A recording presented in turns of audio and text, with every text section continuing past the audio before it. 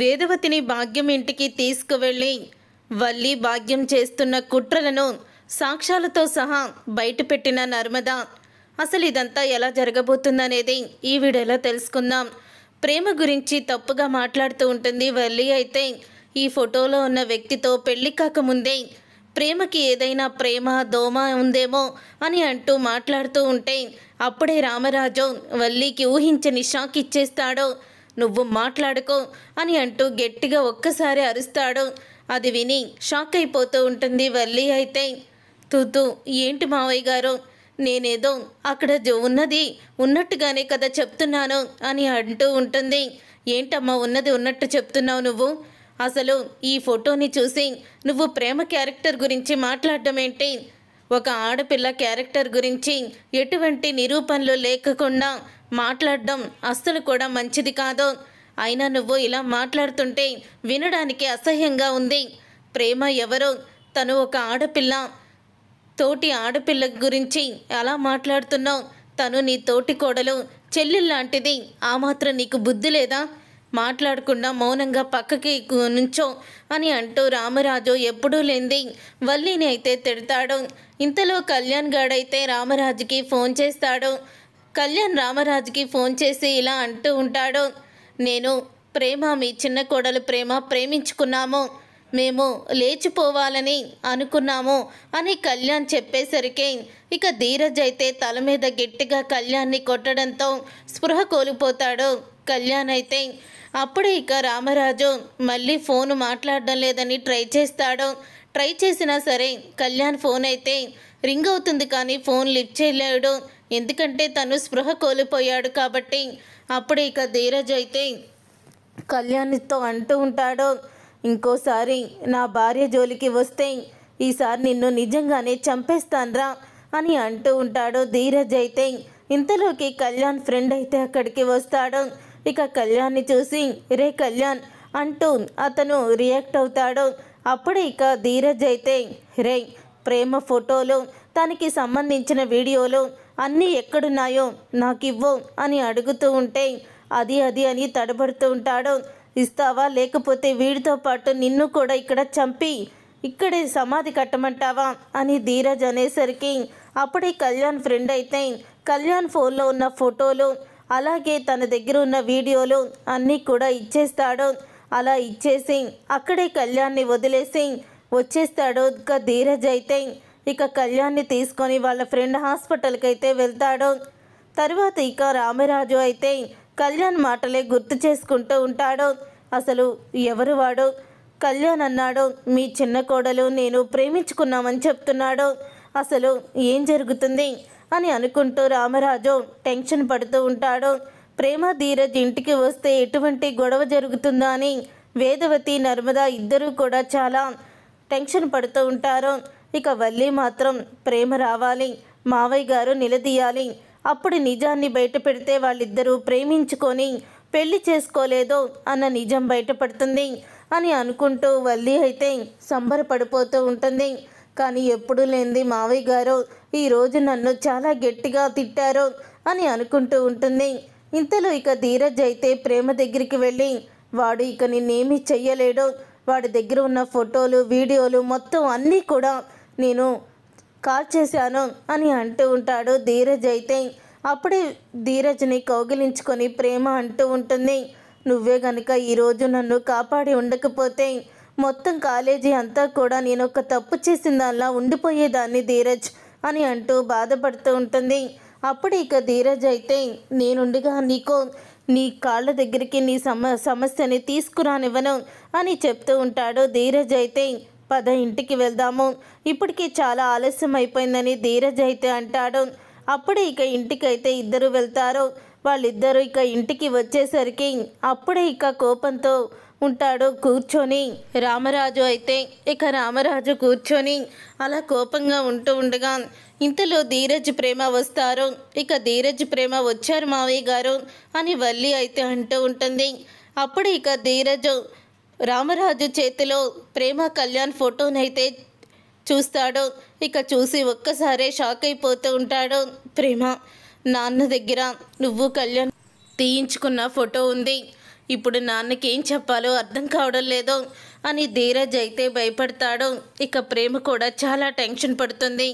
అప్పుడు ఇక రామరాజు ధీరజ్ని ప్రేమని చూసి ఆగండి, ఎక్కడికి వెళ్ళారు అని అడుగుతూ ఉంటే కాలేజీకే వెళ్ళాం మావయ్య అని అంటూ ఉంటుంది.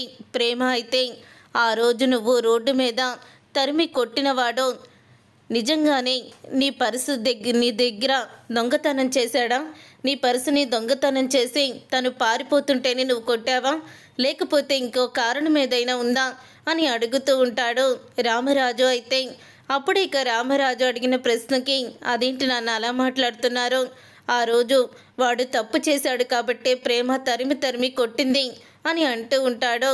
ధీరజ్ అయితే నేను నిన్ను అడగడం లేదురా, ప్రేమని అడుగుతున్నాను, చెప్పు ప్రేమ అని అనగానే అవును మావయ్య, వాడు తప్పు చేశాడు కాబట్టే నేను వాడిని తరిమి తరిమి కొట్టాను అని ప్రేమ అంటుంది.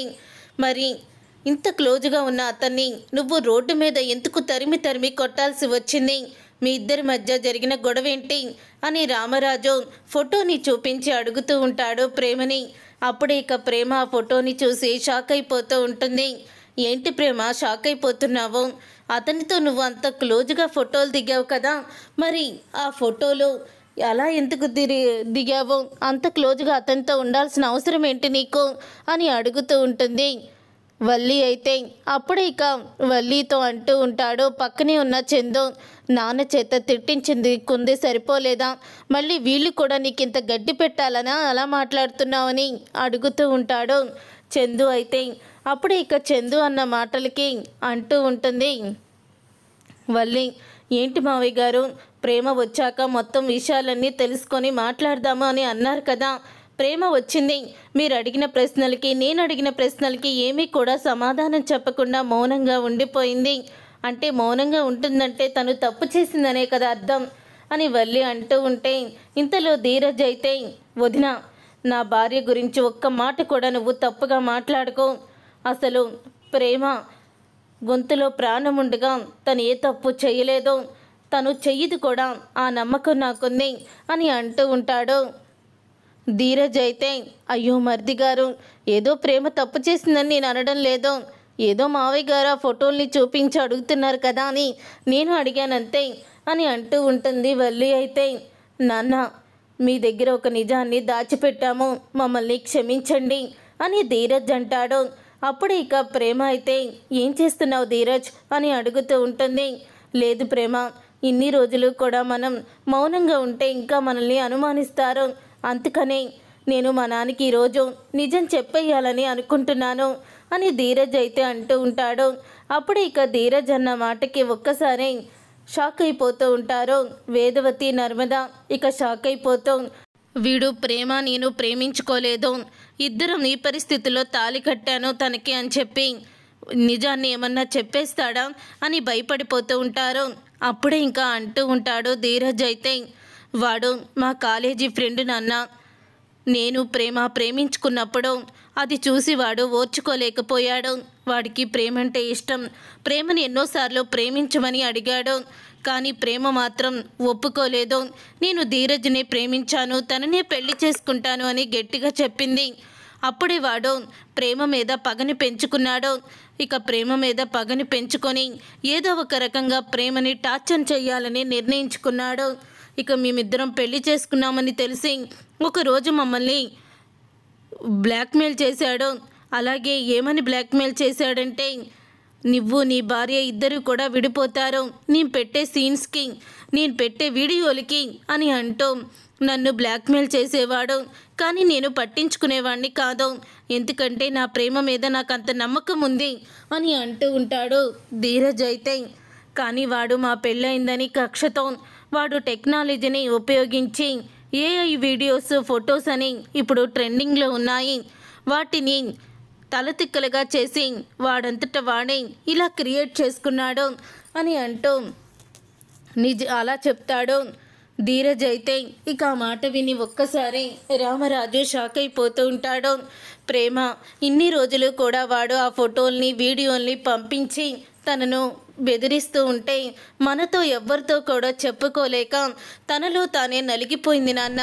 మళ్ళీ ఇప్పుడు దీని గురించి చెప్తే ఇదిగో వదిన చూసావా ఎలా మాట్లాడుతుందో, ప్రేమ గురించి ఎంత తప్పుగా మాట్లాడుతుందో, మీరు కూడా తనని అలాగే అపార్థం చేసుకుంటారేమో అని తను కూడా భయపడే చెప్పలేదు. నేనే తనని కాపాడుకున్నాను అని అంటూ ఉంటాడు ధీరజ్. అయితే ఈరోజు నీకు వాడు ఉదయం పంపించింది పెన్ డ్రైవర్తో కూడా ఈ ఫోటోలే నాన్న. అలాగే మీకు మా మీద అనుమానం వచ్చేలాగా చేసి ప్రేమని అందరి ముందు నవ్వుల పాలు చెయ్యాలని వాడు అనుకున్నాడు. కాలేజీ మొత్తం కూడా ఈ ఫోటోల్ని ప్రతి ఒక్కళ్ళ సెల్కి కూడా పంపించాడు.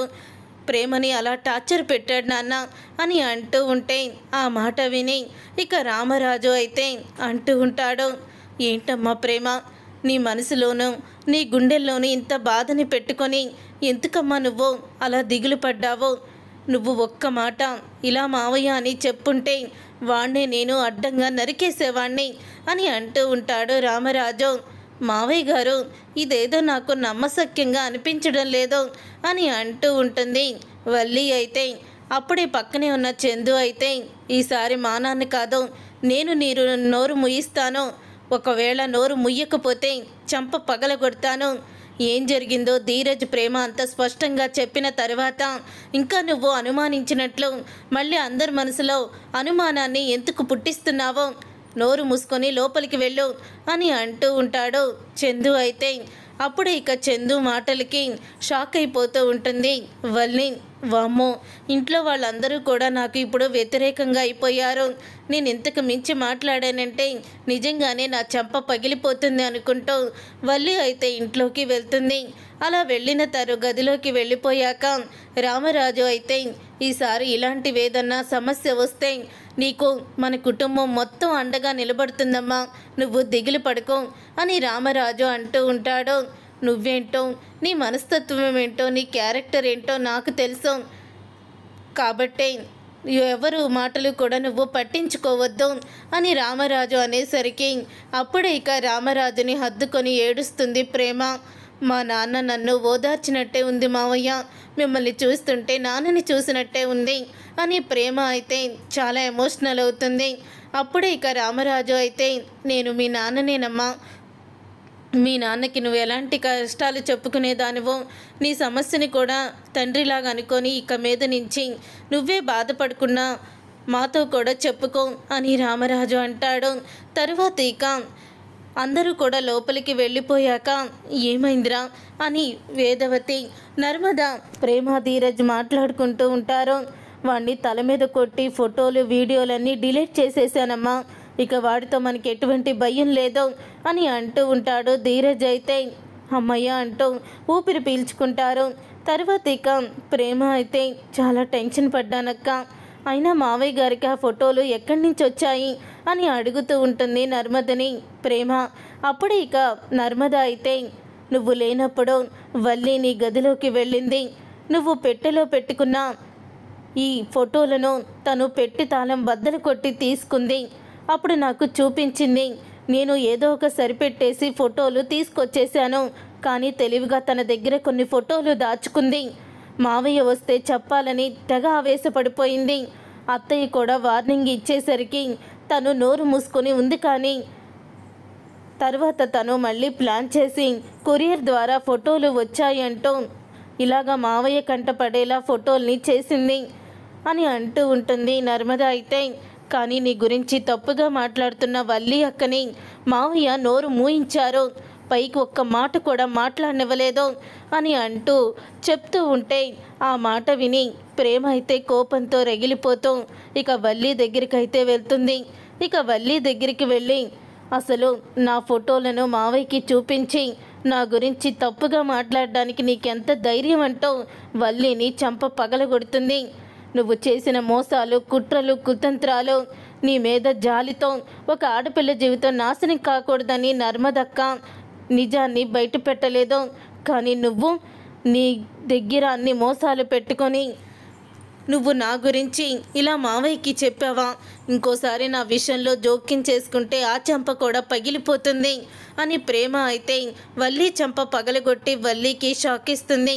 ఇక నర్మద అయితే అక్కడి నుంచి ప్రేమని లాక్కొని వెళ్ళిపోతుంది పక్కకి. నీకేమన్నా పిచ్చి పట్టిందా? నీకన్నా పెద్దదైన వల్లిని ఎందుకు కొట్టావో అని అడుగుతూ ఉంటుంది నర్మద. అప్పుడే ఇక మరి ఏం చెయ్యాలక్క? అలాంటి దాన్ని ఏం చెయ్యాలి? కానీ దానికి అవకాశం నీ వల్లే వచ్చింది.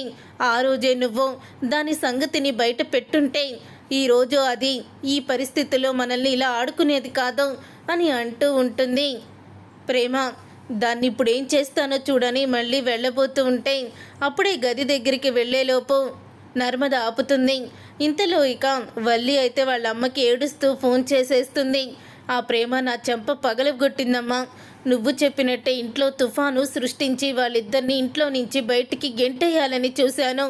కానీ ఈరోజు మావయ్య గారు కూడా నన్ను తిట్టారు అంటూ వల్లి అయితే ఏడుస్తూ చెప్తుంది. అప్పుడే ఇక అది విని, చూసావక్క, నువ్వేమో వాళ్ళని చూసి జాలి పడుతున్నావు, కానీ వాళ్ళు ఎలాంటి ఆలోచనలు చేస్తున్నారో ఇప్పటికైనా అర్థమైందా అని అంటూ ఉంటుంది ప్రేమ. అప్పుడే ఇక నర్మద అయితే అర్థమైంది ప్రేమ, ఇన్ని రోజులు దీని బండారాన్ని బయట పెట్టకుండా చాలా పెద్ద తప్పు చేశాను. కానీ దీని బండారాన్ని ముందు ఎవరికి చెప్పాలో వాళ్ళకే చెప్తాను అని అంటూ వేదవతి దగ్గరికి వెళ్ళి జరిగిందంతా కూడా చెప్తుంది. అప్పుడు ఇక వల్లి వాళ్ళ అమ్మ వాళ్ళ ఇంటికి వెళ్తుంది.